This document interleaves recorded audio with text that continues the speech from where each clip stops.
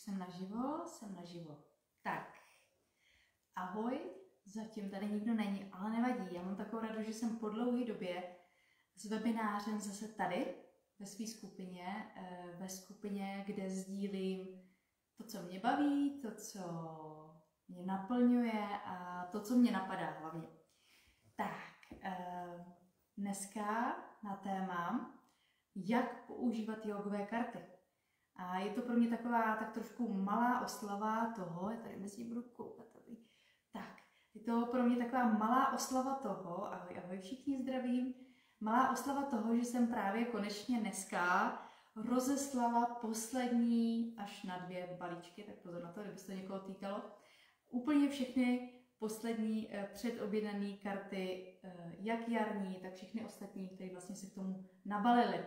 Takže haleluja, pro mě to trvalo to strašnou dobu tentokrát, bylo toho moc, ahoj, všechny vítám, ale dala jsem si výzvu, že to teda do dneška všechno pošlu, abych to tady tím webinářem mohla krásně oslavit, s tím, že většina z vás už karty má u sebe, těm ostatním dorazí tento týden a budete moct všichni s nima pracovat.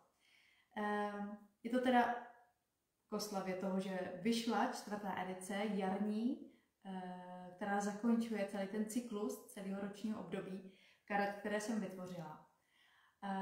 Budu dneska tady na tom webináři používat, ukazovat svoje karty, jak s nimi pracovat, ale samozřejmě jsem přesvědčena o tom, že tady jsou úplně největší a nejkrásnější a nejlepší na celém světě, ale tenhle ten webinář je i myšlen jako inspirace pro ty, kteří mají už doma velikánskou sbírku jakýkoliv jiných karet, ať už jogových, jiných pohybových nebo jiných aktivit karet.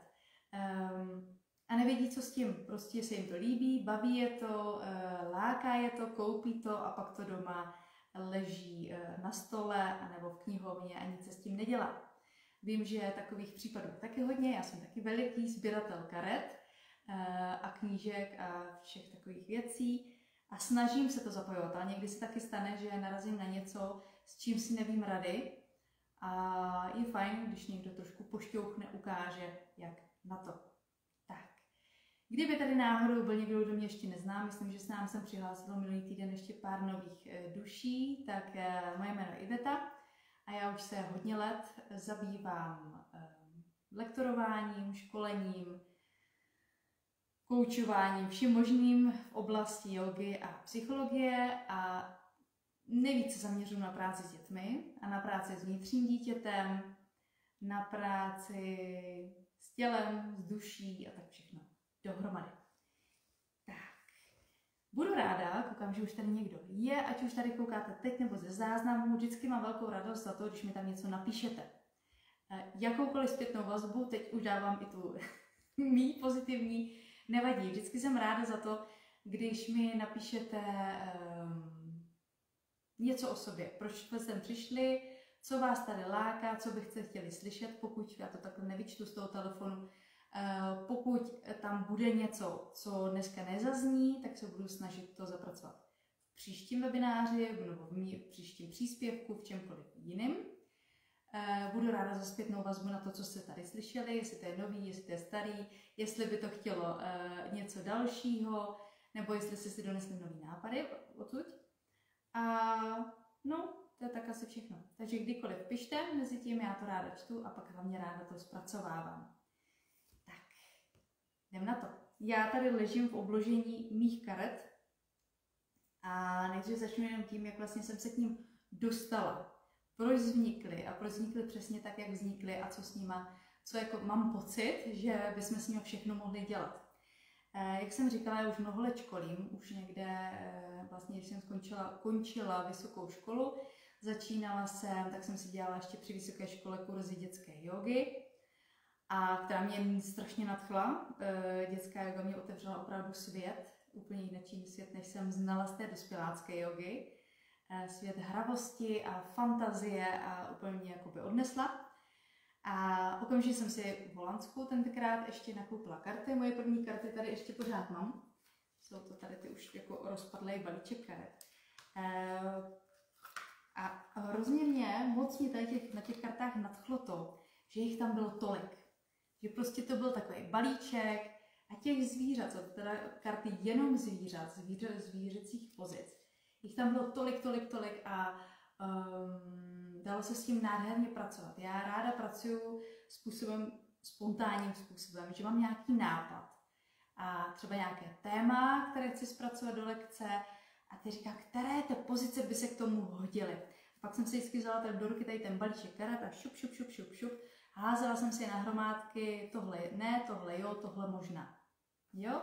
Pak jsem na to jukla, jak bych to mohla použít a z toho jsem vlastně strašně hodně rychle dokázala vytvořit lekci, program, cokoliv, co jsem tu chvíli potřebovala. Jo? Takže to mě lákalo tady na těch kartičkách. Co mi tam ale chybělo? Bylo více věcí. Potom jsem si ještě teda koupila plno jiných anglických kartiček, ještě jiné holandské kartičky, české kartičky, ty se mi zase české kartičky od Lálí, od Hanky Luhagenový se mi strašně líbí, protože ty jsou prostě krásně stvořený, jo, tam se mi líbí obrázky, což jsem chtěla říct právě tady. Mě neláká kresba, která je počítačová, nebo která je prostě, jo, obrázky. Já mám ráda ruční práci, já mám ráda, když na mě dýchne pohádkovost, fantazie a hned z toho mám takový ten pocit, já jsem v tom ději. Tak to mi chybělo tady na těch kartách. Co mi tam taky chybělo, bylo to, když jsem s tím vlastně pracovala díl a věděla jsem, jakým způsobem dávat dohromady lekce. A musím říct, že tady ty kartičky používám, nebo jsem používala, teď už používám svoje, i při vytváření lekcí pro dospělých, pro vytváření lekcí sama pro sebe. Tam jsem samozřejmě dávala ty příběhy do toho, ale koukala jsem, které pozice by se mi hodily, jak na sebe navazují a tak dále a tak dále. A přišla jsem na to, že třeba v tady těch kartách není ani jeden úklon a není ani jedna rotace, což v józe prostě musí být, potřebuje být. Jo, chybělo mi tam takovéto propracování z té technické stránky, z toho, aby to opravdu obsahovalo všechno, co nám ta jóga dává. Takže to bylo můj začátek a proč mě to začalo lehtat, ta potřeba si vytvořit nebo nechat vytvořit vlastní karty. Kdysi jsem měla až ten dojem, že si je nakreslím sama, ale pak jsem tak nějak uznala, že to prostě nedám, že ač mě kreslit, malovat baví, tak prostě na všechno nemám čas. Takže to byly moje první karty, no a pak už přicházely další a další a v hlavě se mi tvořil nápad, že bych teda jednou zpracovala svoje. No a před rokem a půl jsem to dala do pohybu, spontánní nápad. Právě to byla v ta chvíle, jakože jsem ze sebe nechala spadnout ten pocit, já to nemusím dělat sama.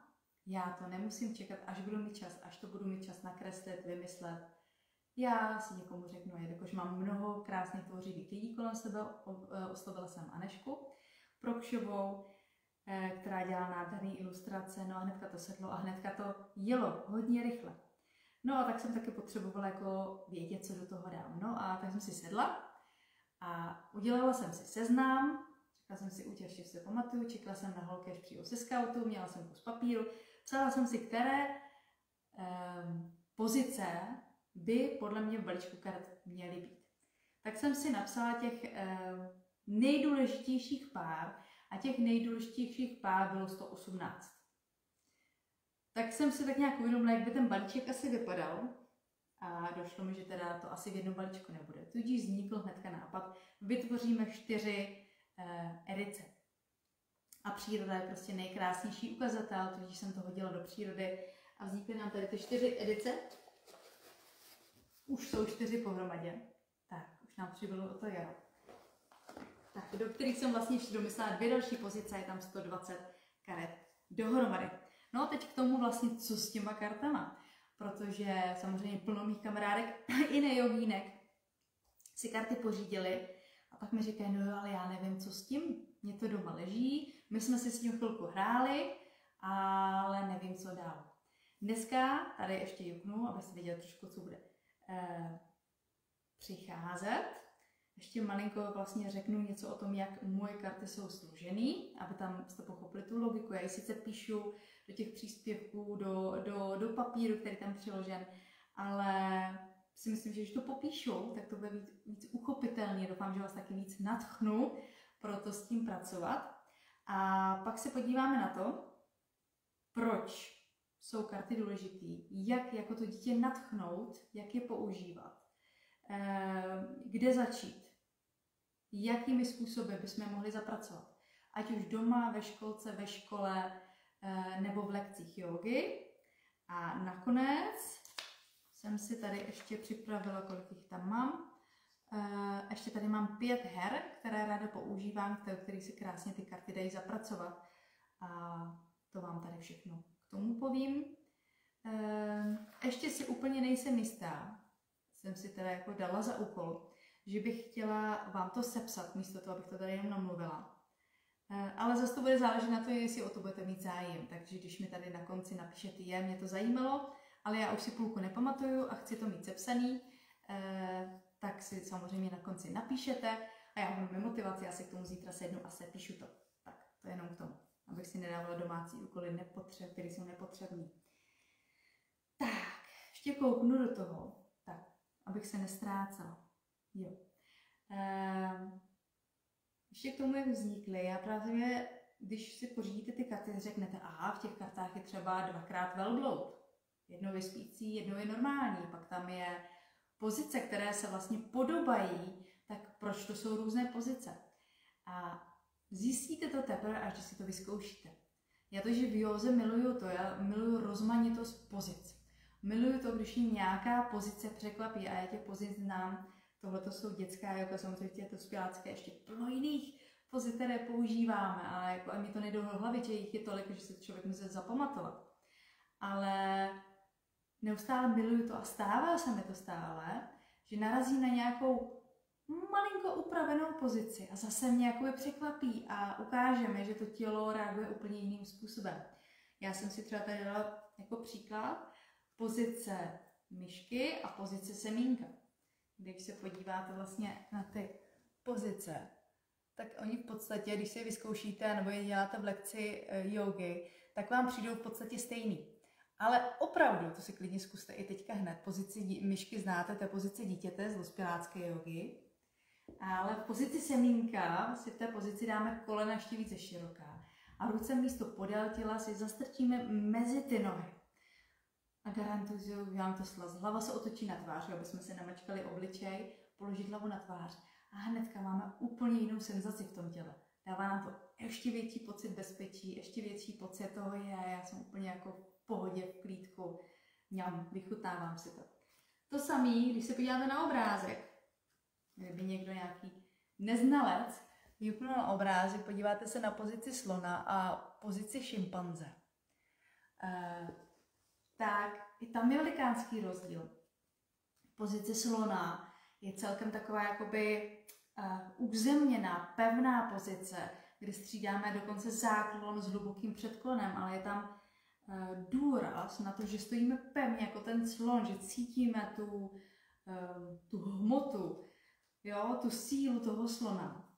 Když to u toho šimpanze jsme v hlubokém předklonu.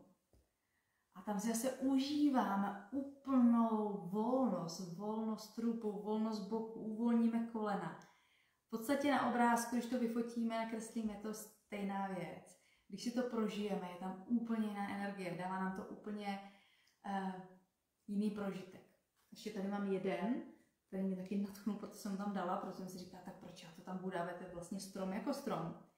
Máme tady pozici stromu, která je v podzimních kartách a máme tady, pozici stromu je v jarních a pozice stromu ve větru je v podzimních. A zase doporučuji začít rozhodně i u dospěláků. Samozřejmě nejdříve pozicí hory a pak teprve pozicí stromu, kde jsme a kde už se prostě krásně, když už cítíme, že nám to jde a máme chuť se posunout, tak si teprve malinkatou úpravou dáme pozici stromu ve větru a zase jsme úplně někde jinde, když začínáme znovu. A já tady to miluju. Že neustále můžeme stupňovat a dávat si malinkatý výzvy, které nás zase dají sebevědomí a pocit toho, že jsme se naučili něco nového a že to tělo prostě zase je o kruček dál. Takže to bylo to, jako proč některé ty pozice vypadají, že se opakují nebo že jsou stejný. Protože malinkatá změna dělá veliký rozdíl. Tak. Jak už jsem říkala, že mi v těch prvních kartách z Holandska chyběly třeba rotace a úklony, tak jsem si dala pozor na to, aby vlastně rozděleno přes všechny ty 4 edice, těch 120 karet, aby tam od každého bylo dostatek. Aby tam pozice byly třeba i zahřívací. Máme tam kostlivce, máme tam, teď nevím, jak se to jmenuje, nevím, v zimních kartách, zahřátí, tomu říkám lekci po každý jinak, kde se proklepáváme. Máme tam strašáka, kde uvolňujeme tělo. Ale pak tam jsou i pozice, které jsou zaměřené vysloveně na uzemnění, vysloveně na... co jsem to chtěla říct? Na uzemnění, na zahřátí, na stabilitu, tak na rovnovážní pozice, ať už na jedné noze, na 2 nohách, a nebo někde v sedě nebo v leže, protože rovnováha se dá prostě trénovat ve vícero polohách. Pak samozřejmě tam je dostatek předklonů, záklonů, úklonů, rotací, aby jsme mohli to tělo krásně všemi směry rozhýbávat. Jo? Takže tímhle způsobem je potřeba se naučit dívat na ty karty. Jo? Když si je doma rozložíte, ať už máte jakýkoliv karty, ty moje, nebo nějaký jiný jogový karty, ať už máte 1 edici nebo vícero, podívat se, co tam vlastně je. Mám tam cviky, které mě pomůžou pro stabilitu, mám tam cviky, které jsou předklony, záklony, úklony, rotace, protože by se měly krásně obměňovat, aby to nebylo všichni jednostranný pohyb. To samé se kouknu na to, máme tam cviky ve stoje, v sedě, v leže a nějaký mezi samozřejmě. I to jsem zapracovala do těch všech karet, takže jsem vždycky jako ze všech stran jsem se to snažila zpracovat, aby to tam bylo. Pracovala jsem s přírodou, ale nejenom se zvířátky, ale i s přírodou jako takovou a dala jsem tam ten risk, protože jsem si nakonec říkala, musím to mít nějaký univerzální, ale já nemám ráda univerzální, já miluju naše tradice, naší, jak se tomu říká, lidovost, naše oslavy a taky do těch karet jsou zapracovaný témata, jako jsou naše české Velikonoce, je tam chaloupka na kuří nožce, což taky jako známe jenom tady a směr Rusko, dál ne, naše české Vánoce, takže i tady ty, ale zase tak, aby se to dalo použít celý rok. Pozici svíčky, nemusíme zapalovat svíčku jenom na Vánoce, můžeme ji zapálit během celého roku, vajíčko si můžeme uvařit kdykoliv. Tak, to bychom měli k tomu, jak jsem já to dala dokupy. Pak ještě jedna věc a pak už půjdu na to, jak teda s těma kartama budu tvořit. Tohle už trošku nám pomůže pro ty, kdo ze začátku nechtějí tápat, nechtějí dělat chyby, nechtějí sami vynalézat něco znova, tak jsem vlastně, jak jsou rozděleny ty karty do různých edic, do těch ročních období, tak to každé roční období má svoji paletu barevnou. A každý měsíc, takže každých 10 karet má svoje barvy. Určitě, kdo má moje karty, tak už viděl tady to rozdělení. Léto je žlutý až okorový, podzim je takový oranžový do fialová, zima fialovo-modrý a teďka máme jaro zelený odstíny. A každý ten měsíc má svoji barvu, ale nejenom svoji barvu, ale svůj příběh. Já bych vám to tady projela hned. Já se podívám, jestli to bude možný. Jestli si tady jenom dělám z toho čurbes. Tak, zdravím, tak, otočím kameru. Tak, ukážu vám tady popoře, já mám před sebou, jsem si výjimečně rozdělila. Tak, tady máme březen, začneme březnem. Březen, tam se nám probouzí příroda, je tam jaro. Tak, duben, tam jdeme na statek, takže máme tam Velikonoce na statku, to je téma dubna. V květnu si jdeme hrát ven. Takže tam vidíme, že si hrajeme venku, hodila jsem teda kuře sem, protože se mi tam hodilo víc, sice to nevím tak. A pak tady máme květen, říkám to dobře? Ne, červen. Už jsem se v červnu jdeme, máme léto u babičky, stanujeme, ohýnek. Červenci máme léto u moře. V srpnu letíme do dalekých krajů, podívat se na zvířata, který neznáme. V září jdeme do přírody, vyrážíme do přírody. V říjnu jdeme do lesa. V listopadu máme zvířátka k tématu Halloween. No a v prosinci nás čekají Vánoce. Tak. V lednu jdeme na hory. A tady se dostanu v únoru zase, půjdeme někam dál, podívat se do světa eskimáků, zvířata, která nežijí u nás. Tak, jsem se tady rozházela, se otočím. Šup, šup, šup, jsem tam. Tak, kdo to ještě neviděl, tady ty příběhy tam jsou schovaný a ze začátku je velice jednoduchý se jich chytit, jo, pracovat s nima. Mám tady napsanou velice důležitou větu, že jakýkoliv karty, ať už ty moje nebo jiné karty, které jsou dělané pro děti, i pro ty dospělí, já si myslím, ale hlavně pro ty děti, nejsou jenom sada cviků. Nejde o to, nechci taky, aby s tím někdo pracoval tak, že tohle musíš dělat. Protože já vím, že to je pro tebe dobrý. Tohle nikdy u dětí nefunguje. Nefungovalo to u mě a nebude to fungovat u žádného jiného dítěte. Já jsem si odchodila tolik návštěv u fyzioterapeutů v dětství a v životě mě to nechytlo. Až teprve, když jsem se potkala s jógou, bez dětskou jógou, no tak to byl úplně jiný svět. Ty karty jsou myšlený, jakýkoliv karty jsou myšlený jako pomůcka pro zážitek, pro hru, pro to, aby jsme se napojili na svět fantazie a tou hrou děti dostali k tomu zdravému pohybu, i nás samotný. Jo? Takže tím příběhem vlastně navedeme ty děti, kam chceme mít. Pozor na to, nikdy nepracujeme s tím, že by ty děti někam šroubovaly. Už vůbec ne, když jsou ty děti malinkatý. Začínáme tím, že jim ukazujeme, že jim popisujeme a že prostě necháme ten příběh plynout. Ty pozice se budou krystalizovat sami od sebe. Hnedka na poprvé dítě nepotřebuje vyšvihnout hnedka, no vůbec třeba pozici jelena. A rozhodně jako, já mám tady pozici jelena, to znamená jako v dospělácký pozici bojovníka. Já vás do ní můžu navádět 10 minut, 4 hodiny a říkat detail a ještě další detail. A než se vrátí, než budeme na konci detailu, tak se můžeme začít odznova. A je to báječný, skvělý, ale tady na to u dětí nehrajeme.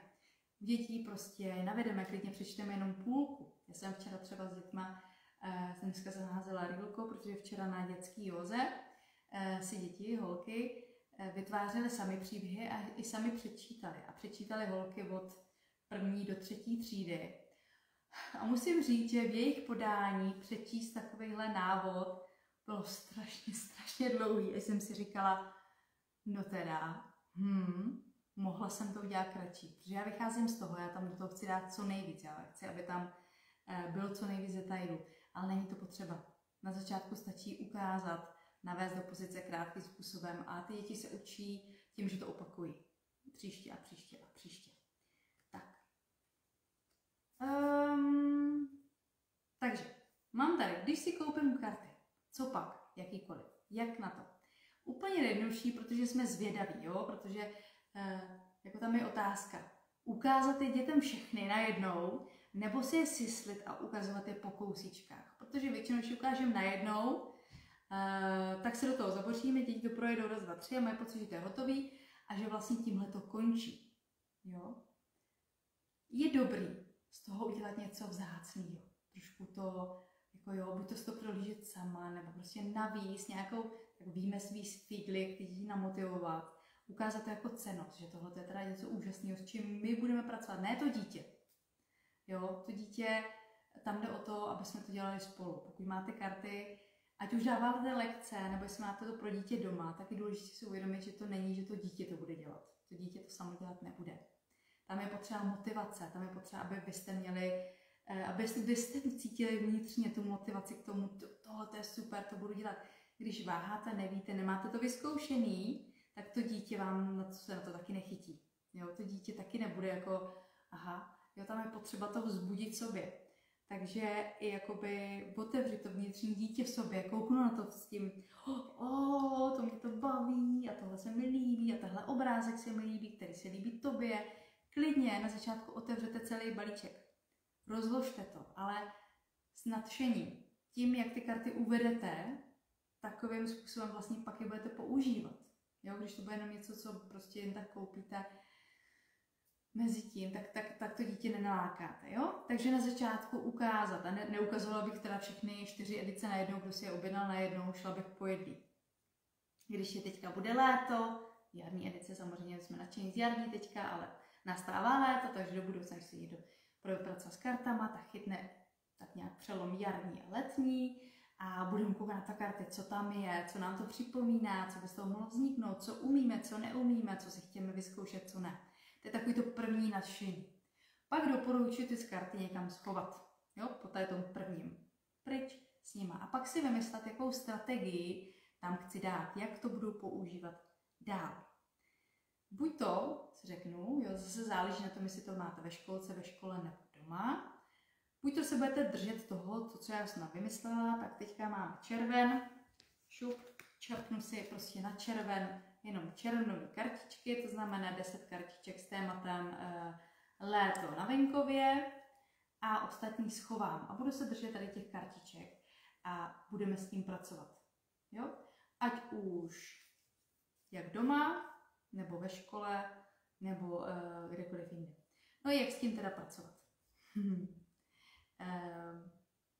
Teď přemýšlím, jestli to trošku zamotat dohromady nebo ne. Asi to trošku zamotám dohromady, protože tohle to bude takový pro všechny. Ať už teda chcete pracovat jenom s těma 10, nebo ze 30, nebo vícero podle toho, nakolik si troufáte. Tam je důležitý. Jo, si troufám říct.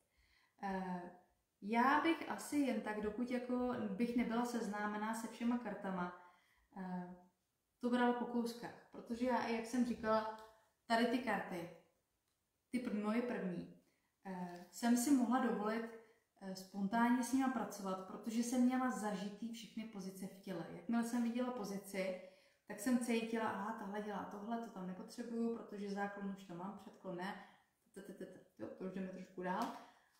Takže bych si troufla říct, míň je líp. Klidně těch 10 nebo maximálně jeden balíček v jednu chvíli. No a pak samozřejmě moje nejoblíbenější aktivita, a proto jsem to tvořila, aby to bylo tolik a aby tam bylo tolik na výběr, aby jsme tvořili příběhy. A tam jsou 2 varianty. Buď to necháte tvořit příběhy děti, anebo budete tvořit příběhy vy.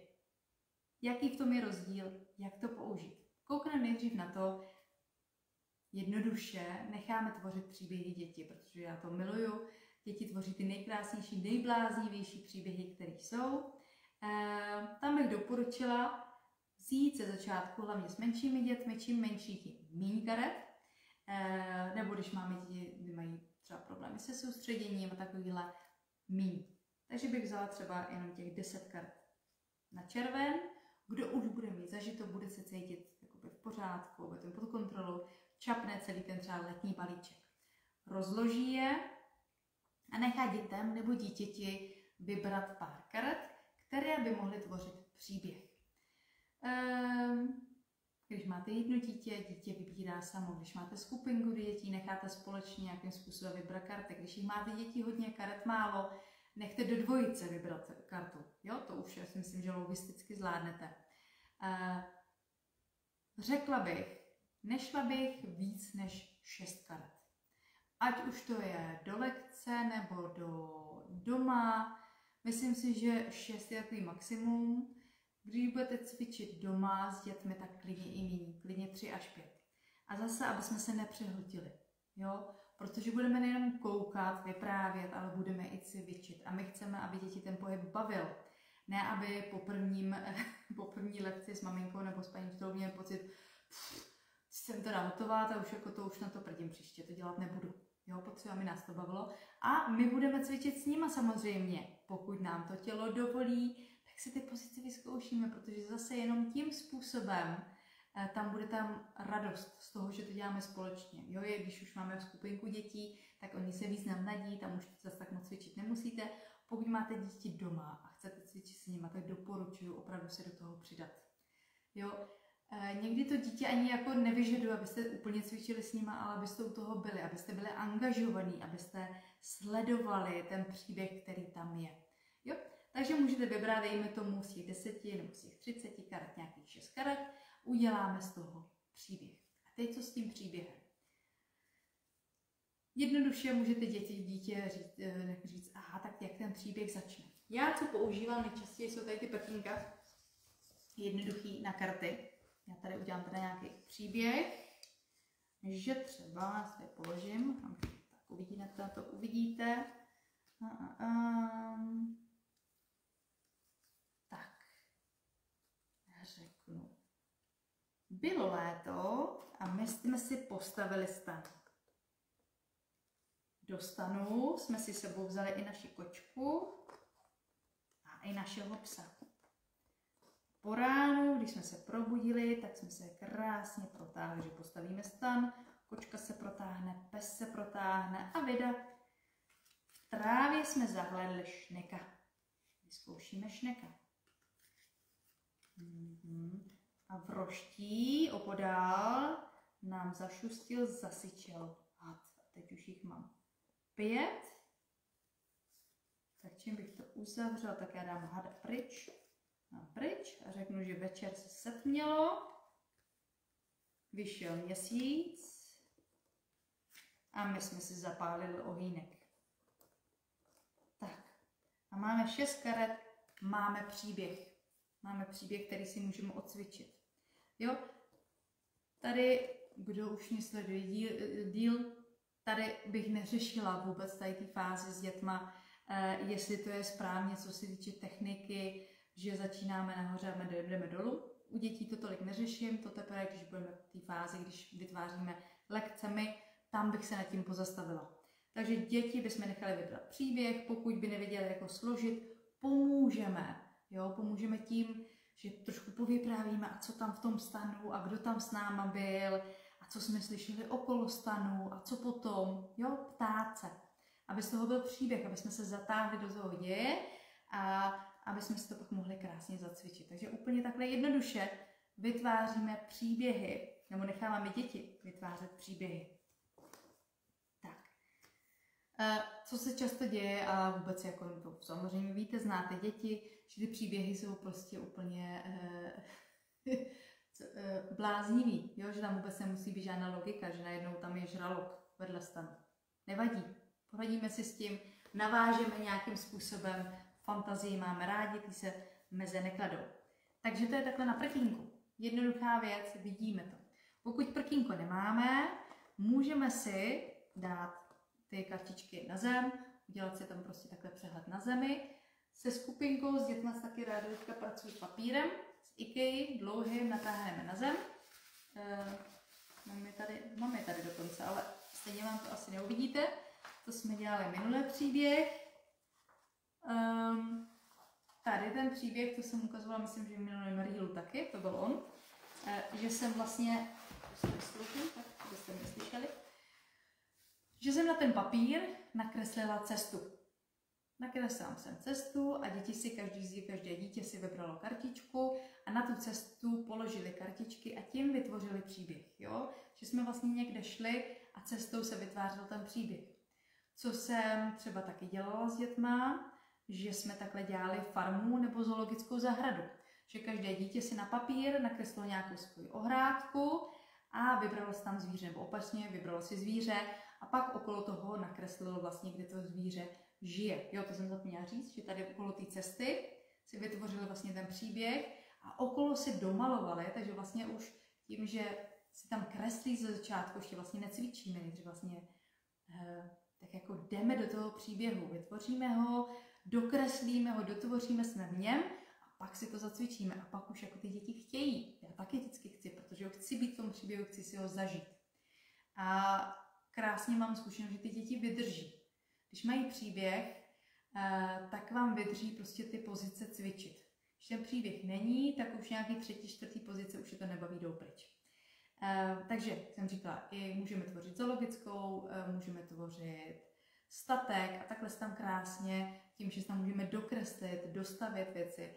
Dokonce, když mám prostor s malými dětma, tak mám i postavičky jako zvířátek, takový z různý watchlifeů a tak, že jsme to ještě postavili mezi to, že jsme prostě vytvořili nádherný příběh, který jsme si pak odcvičili. Takže to jsou příběhy, co nám tvoří děti. No, teď máme taky příběhy, který bychom chtěli tvořit my. Tak, si to tady dám což je trošku jiná věc. Tam je krásný to, že my si tam můžeme dát nějaký cíl. Že my si můžeme dát cíl, nebo cílem může být jenom téma. Že jsme si řekli, někdo mi minule právě říkal, to je super, že v těch kartách máš tolik stromů. Že vlastně my si vybereme, tady máme jabloň, tady máme nějaké, nevím, co by to mohlo být. Pak tam máme topol, kde na mě koukne topol, tady v září máme topol. Máme tam vrbu hnedka na začátku. Takže my máme stromy, teď nevím, jestli mám ještě nějaký vánoční stromeček, jako smrček bychom tam mohli mít. Kdo na mě koukal? Tady máme smrček, takže vlastně máme už 5 stromů, no a když k tomu přidáme ještě 2 naše houby, máme tady hřiba a bedlu, tak máme super, úplně jinačí téma, máme tam prostě, že jdeme někdy do lesa. V tom lese máme různé stromy a ještě houby. Jo, takže my si tam můžeme vytvořit tady téma, tematicky, co nás láká. Může tam být louka, džungle, no prostě cokoliv, já tady na to koukám. Ty zvířátka se dají nádherně kombinovat. No a když my tvoříme ty lekce, tak tam máme výhodu toho, že my si tam vlastně můžeme dát nějaký cíl. Tam, jak jsem říkala, můžeme víc logicky pracovat s tím, že jedeme od shora dolů, což nám přináší větší klid s těma dětmi. To už to je takový trošku jakoby, už to máme vymyšlený, víc je to, nechci říct vyčuraný, tak je to vyčuraný, no tak nevím, jsem našla jiný slovo. Tím, že ty děti vlastně vememe tím pohybem a pomalinku z toho zhora, z té energie bereme dolů, do klidu, jo?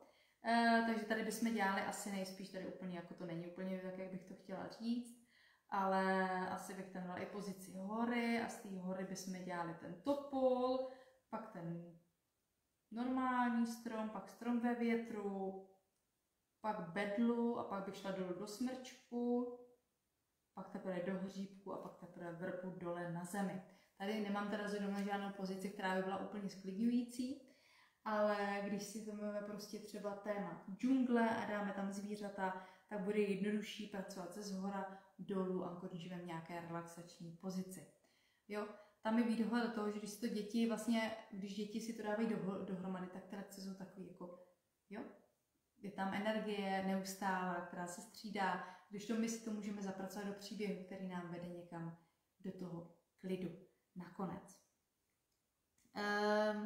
A když už známe všechny ty karty nebo karty, které máme, můžeme se jinak proměňovat, protože máme třeba relaxační pozice, které jsou super samozřejmě dát nakonec, můžeme dát myšku, semínko, můžeme dát zimní spánek, pak tady mám ještě někde v mechu a v trávě, kde můžeme odpočívat.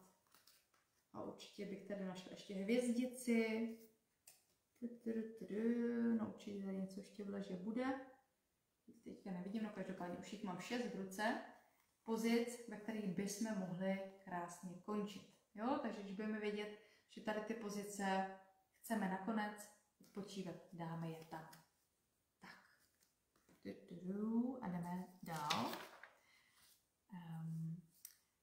Ještě takový jednoduchý použití, kdybychom nedělali lekce. Jo? Tohle je takový, když už děláme lekce, nebo chceme opravdu s tím pracovat více, ale co říkám, že právě říkám, mám kamarádky, co si to koupí domů, nikdy jako lekce netvořily, já se napiju. Ale chtěli by s dětma doma něco s tím dělat. Tak, je to vlastně, co už mám napsaný, ne, tady na tom ne, na té kartičce, co je v kartách taky, nevadí, ne, třeba všichni mají. Je možnost si vytáhnout, zase začínejte co nejmenším způsobem, vytáhnout si jednu kartu na jeden den. Vytáhnout si, dát si třeba takhle někde do držáku nebo někde na ledničku přilípnout, na kolíček pověsit někde třeba v domácnosti, abyste to viděli a dali si s dítětem slib, abyste si domluvili, že to bude váš čas pro vás dva a že tuhle pozici si každý den uděláte a že si třeba každý den intuitivně vytáhnete pozici nebo že vymyslíte ten příběh a pomalinku budete skládat neviditelně a ty lednici třeba magnetama ho lepit. Že v pondělí tam dáte tohle, v úterý tohle a vlastně budete odkrývat ten příběh. Jo, to je taky možný. A nebo že prostě intuitivně vytáhnete jednu kartu, vy nebo dítě, a budete tendenci ji cvičit. Vyzkoušíte spolu. Jo? Takže malý krůčky, tímhle začít. Nebo si dáme 3 karty na týden, což dělají třeba ve školce, kde jezdím dávat lekce. Mají tam pak v tom pltínku prostě 3 kartičky a každý den je cvičí. A po týdnu je obměňují. Což je super, protože se to krásně zažije. Děti se naučí zase tím, že to opakujou, čím dál pilujou tu pozici a ta pozice má čím dál větší efekty. 3 karty. Jak jsem říkala, intuitivně, prostě kdykoliv během dne vytáhnu kartičku, máme moment pro sebe a my si ji zacvičíme. A nebo že děláme ve dvojicích, že vlastně jeden je učitel a druhý je žák. A máme tady děti, které už čtou, že jeden vlastně povídá, jak ten druhý tu pozici bude dělat a uvidíme, jestli vlastně se to podaří nebo nepodaří. Jo, že vlastně si hrajeme na učitele a žáka. Takže to jsou takové mini tipy na to, jak začít, když nechcete úplně ve velkém, když nechcete z toho dělat něco velikého, nebo když děti nechtějí. To je taky důležité si uvědomit, že ne vždycky děti jsou otevřeny tomu, že když přijde s nějakým nadšeným nápadem a oni úplně jako na to nečekají. I to se stává. Tak a teď tady mám ještě nějaké hry, které mě baví s dětma dělat a které vlastně ty karty k tomu si krásně propůjčují. Nejčastěji používaná hra, co kouslo, nejčastěji používaná hra je, kdy používáme hudbu. A když hudba přestane, tak se dáme do nějaké pozice. No, můžeme to dělat úplně jednoduše.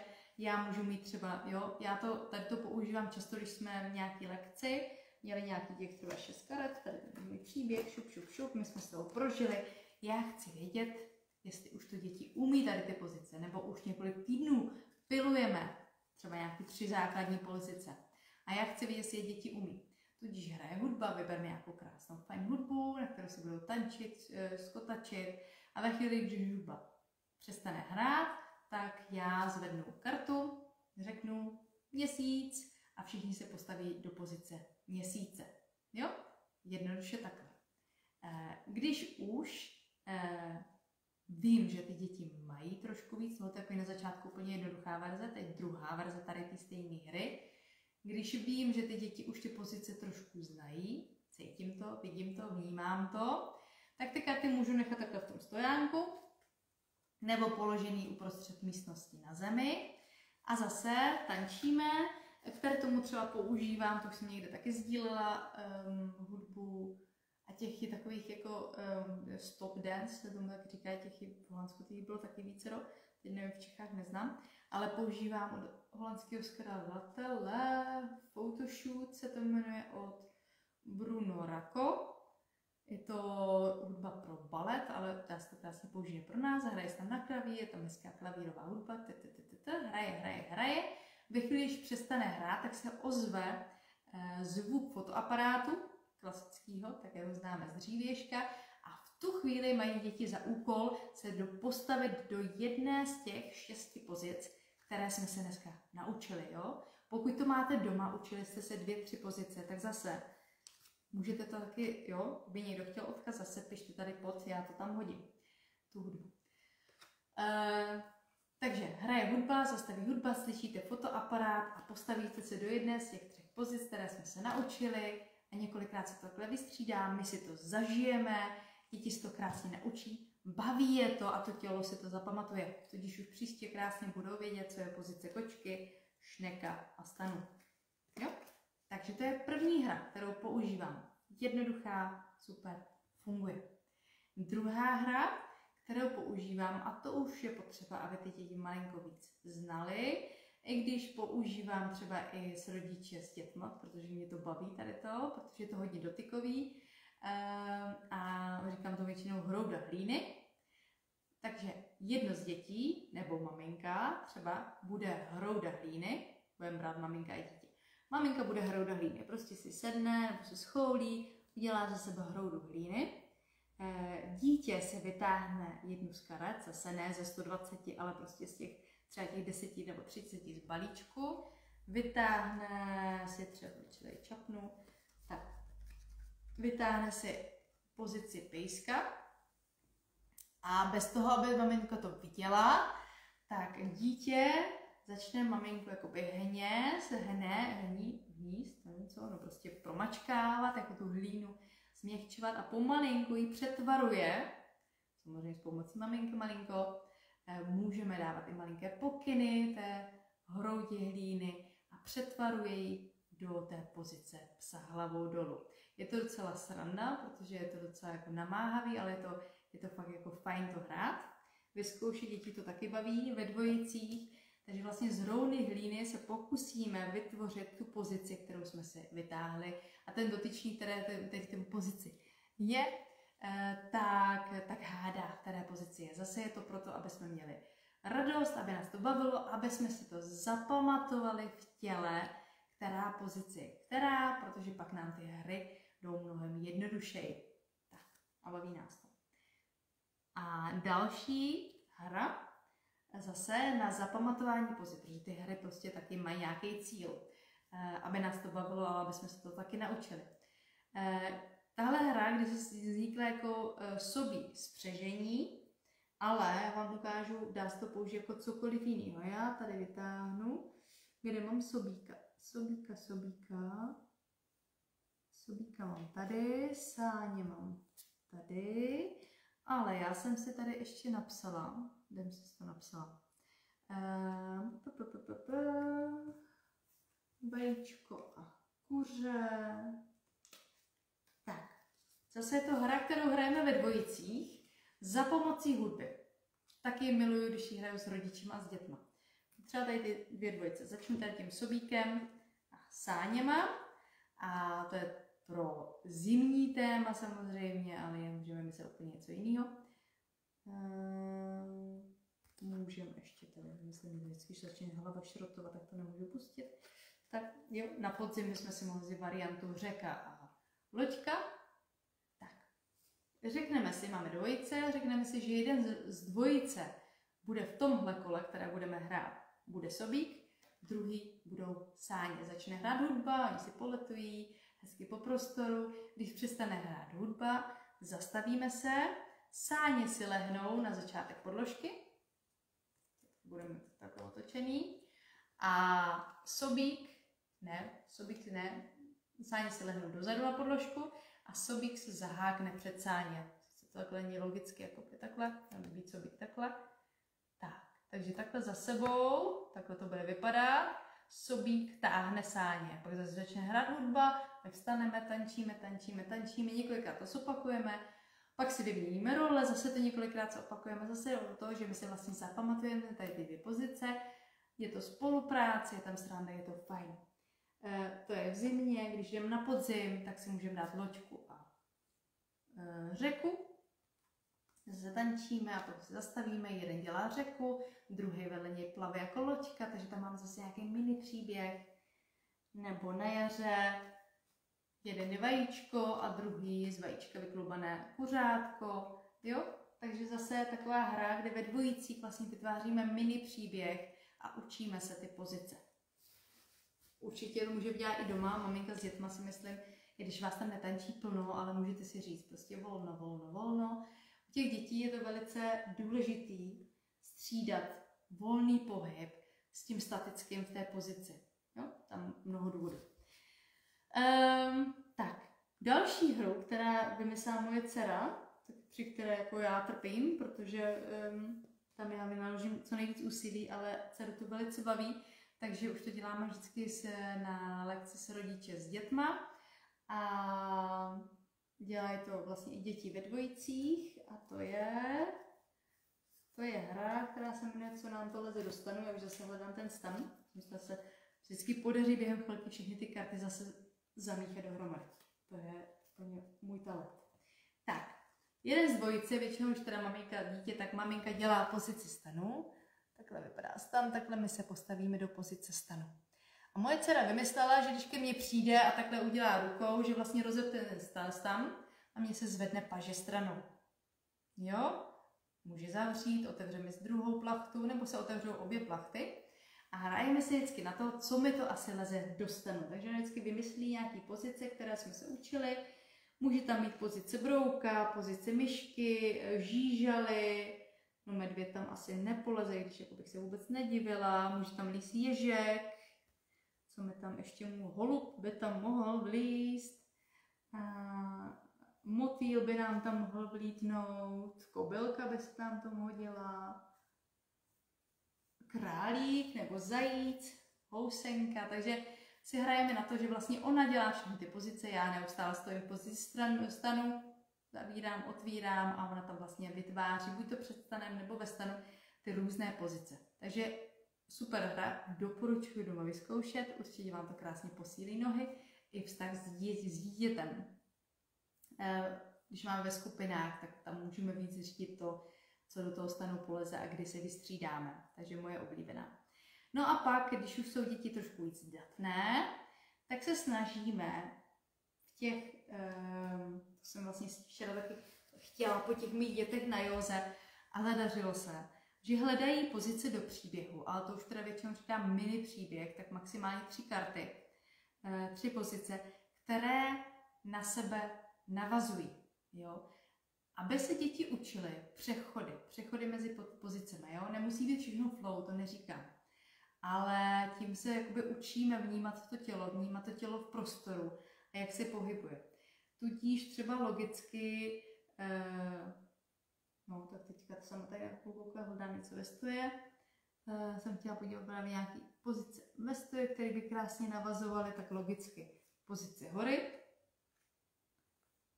Z pozice hory bychom mohli, teď jsem se teďka udělala kličku, bez že si nenajdu.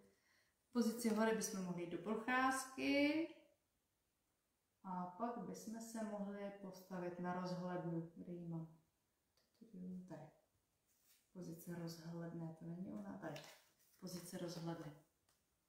Jo, anebo obráceně, že budeme procházku, horu a pak rozhlednu. Jo, to je úplně jednoduchý, protože jsme ve stoji. Ale učíme se právě vnímat to tělo v prostoru. Která pozice se hodí ke které. Tady na to nádherně navazuje, ale to už pak jako nehrajeme s kartama, ale když děti jsou naučený ty pozice, tak hrajeme strašně moc rádi živou mandalu, kde vlastně konečně vnímám rozdíl mezi tím děti, které jsou jogoví a nejogoví, jestli tím myslím, že si děti dokážou vnímat svoje tělo, o co si říká. A tam vlastně uděláme kruh a začínáme ve stejné pozici. Buď to všichni ve stoje, nebo všichni v leži, nebo všichni v sedě. A začneme třeba tím, se stáhne nohy, tady jednoduše turecký set a já řeknu, zvedneme stranou ruce nahoru. Dobrá. V začátku dělám já, všechno stáhneme ruce dolů a řeknu, dáme ruce za záda, uděláme předklon.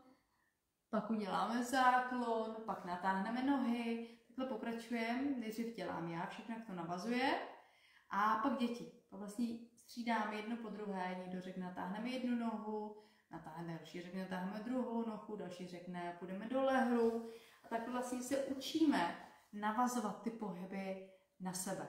A to je pro mě úplně největší důkaz toho, že ty děti jsou v propojení s tělem, protože když si tohleto vyzkoušíte, když přijdete někde na nějakou základku nebo někde na místo, kde jsou děti jogou nepolíbené, tak nastane většinou takový chaos, že ty děti vlastně z toho sedu najednou řekne a teď budeme skákat a tleskat. Jo? Takže oni se napojují na to, co je fajn hlavou, ale nenapojují se tělem na to, co to tělo si říká. A mně jde vždycky o to, aby byly napojení na tom těle. No a pak ještě třeba hledáme jako další poslední hru, tady mám protiklady. To už je taková vyšší dívčí. V té józe ty děti jako víc hledají, co by mohl být protiklad. A tam já se snažím navázat na to právě, co jsem tady říkala. Buď to, že stojíme pevně, nebo že jsme úplně uvolněni. Když hraju třeba, tady zase nemá s kartičkami nic společného, ale hrajeme hru Mrkev a puding, nebo se tak jmenuje, to jako nevím, ale je to prostě úplně jednoduchý a všichni chápou, co tím myslím. Zase máme zapnutou hudbu, tančíme. Ve chvíli, když skončí hudba, já vykřiknu puding a všichni se rozplézneme jako puding. Zase tančíme, hudba, tančíme, zastaví hudba a já vykřiknu mrkev. Všichni stuhneme, postavíme se pevně jako mrkev. A tady tou jednoduchou hrou učím děti, jak vnímat protiklady v těle. Jo? Napětí, uvolnění. Takže i tady to by mohlo být protiklad, nebo předklon, záklon. Jo? Takže hledáme. Tady to všechno je opravdu těžší hra, ale i v těch kartičkách se dá hledat, nebo co mají společného a tak dále. Těch možností je nespočet. Já si myslím, že tady u tohoto dneska nechám, protože by to bylo strašně moc veliký. Když to budu chtít třeba, kdybyste to náhodou chtěli sepsat, tak ať si jako nenadám strašně velký úkol. Chtěla jsem spíš tady spontánně se podělit o to, co vlastně s těma kartičkami, s jakýkoliv kartičkami. Já miluju všechny jogové karty, jo. Ne na všechno bych je použila, ale ráda používám. Mám to ráda to vizuální, mám to ráda, když se s tím můžu hrát, když můžu vytvářet příběhy, když můžu hledat právě spojitosti nebo ty protiklady. Takže to jako mě to velice, velice vyhovuje. Ještě co je další věc, co vlastně ještě není dodělaný, ale určitě někdo už ví, že jsme k podzimním kartám dělali i omalovánky v PDF jako mandaly. Krásné mandalky ještě s afirmacemi. Máme v plánu je udělat i pro ostatní sady. Doufám, že stihneme hnedka ty letní, takže to je takový ještě jakoby prodloužení toho, co se pak s tím dá dělat. Že ještě vlastně si dojedeme po tom cvičení, vytiskneme si mandalu, můžete do nekonečna tisknout, a vybarvujeme, máme čas spolu, koukneme ještě na tu afirmaci, která tam vždycky k tomu je, takže to máš jako dozvuk, do hru a no, asi tak. Já myslím, že jsem u konce, já jsem tady v té záplavě těch karet teďka, takže mě zase bliští v hlavě úplně jiný nápady, ale ty já si nechám na příště. Já si myslím, že pro teď dostatek, už tady vidím, že odkaz na hudbu hodím, určitě ano. A zase budu ráda za jakýkoliv dotazy. Jestli vám něco nebylo nejasného, písněte mi tady to pod to, abych to nějakým způsobem doladila. No, pokud by vás zajímalo víc o tom, co ty pozice dělají, nebo pokud ještě nemáte kartičky samozřejmě, chtěli byste je, napište mi. Kdo ještě neví, já myslím, že všichni víte, že máme i lexikony, když já to ještě půjdu nemám na stránkách. Lexikon, který zítra konečně, zítra už mám teďka odesláno všechno, takže zítra začínám točit jarní lexikon a dopsávat. Ten zimní, dotočený už je, takže už se nám roztočí další kolo. Pro ty, co nevědí, tak lexikon je vlastně online seminář, který vždycky vlastně patří k balíčku karet. Ke každému balíčku karet je jeden lexikon, kde já na videu vysvětluju, jak přesně pozice dělat, na co dávat pozor, co nedělat, jak je děti namotivovat do té pozice. A hlavně, to mě úplně nejvíc baví, vám se píšu všechny super krásné efekty té pozice, k čemu ji použít a tam vlastně se naučit, co ta pozice dělá. To je to, co učím ty děti vlastně v té praxi, ale chci to učit i dospěláky, chci to učit úplně všechny, abyste cítili, abyste věděli, co každá pozice vám může přinést a že i vlastně i v té nejmenší, nejjednodušší pozici se nám skrývá velikánský potenciál. Že to nejde o to, aby jsme toho dělali co nejvíc, když já miluji tady to množství, těch 120 a ještě bych chtěla víc, ale jde o to vědět, že to existuje, ale umět se umírnit a říct si dneska jenom tohle. Říct si 1, 2, 3 nebo ve skupině 6 a užít si je prostě na 100%. V tom si myslím, že to spočívá tak. A mám domluveno. Takže já vám moc děkuji za pozornost. Myslím si, že mám Facebook dal nový pravidla, takže na tady zůstane záznam 30 dní. Pokud by někdo chtěl psanou verzi čehokoliv nebo toho, co jsem tady říkala, tak mi tady napište. Já bych ji sepsala a poslala. No a jinak vám moc děkuji za pozornost ještě jednou a přeju vám nádherný večer a budu se zase těšit u nějakého dalšího setkání. Na viděnou. Ahoj.